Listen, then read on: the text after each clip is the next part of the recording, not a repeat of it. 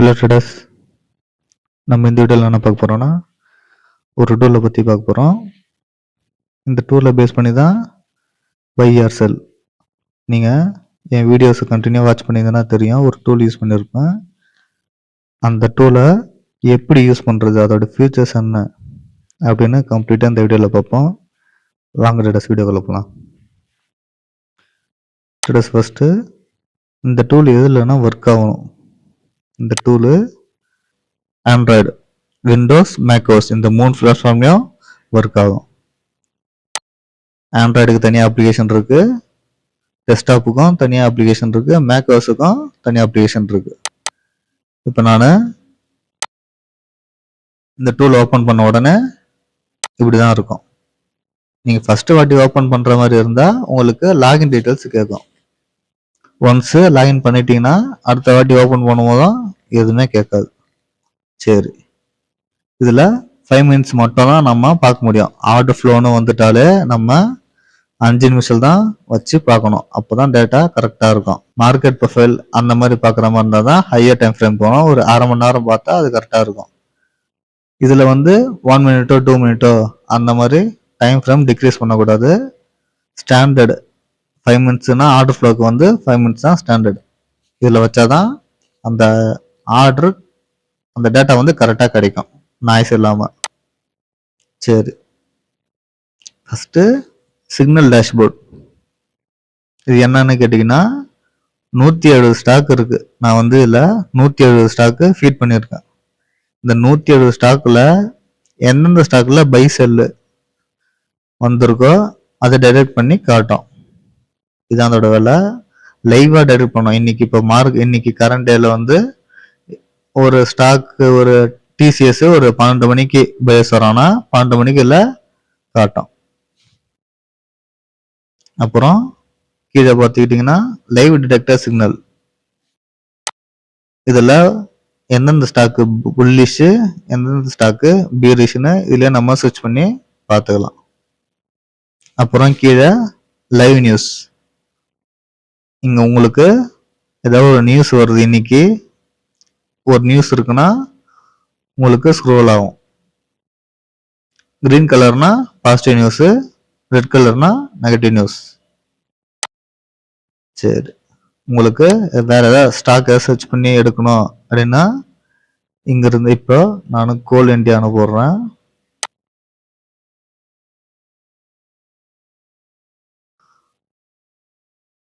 கோல் India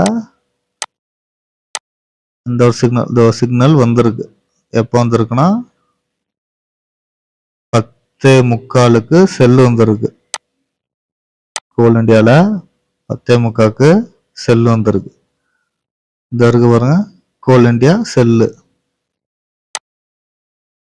அதே மாதிரி புல்லிஷுக்கும் வந்திருக்கு.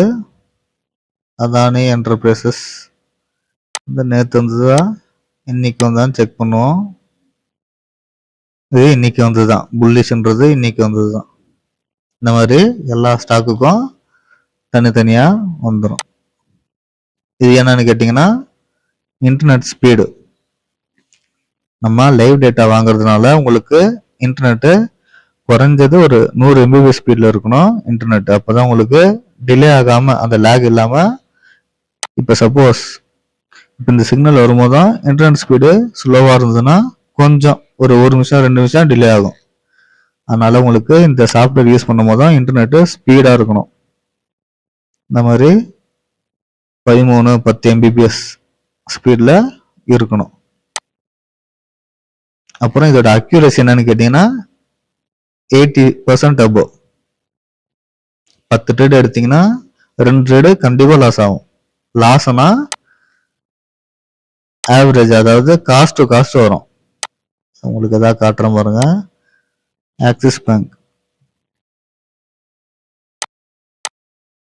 பேங்க்ல பையே மார்க்கெட்டு மேலே தான் போயிருக்கான்.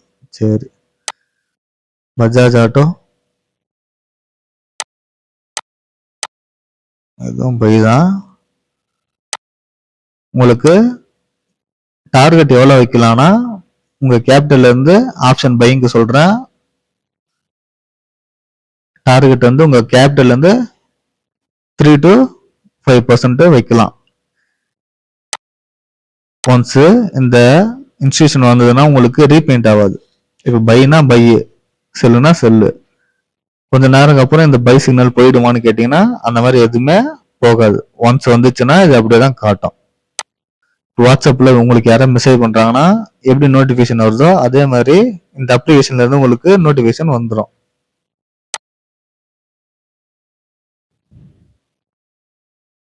ஓகே, இது எல்லாம் சொல்லிட்டோன்னா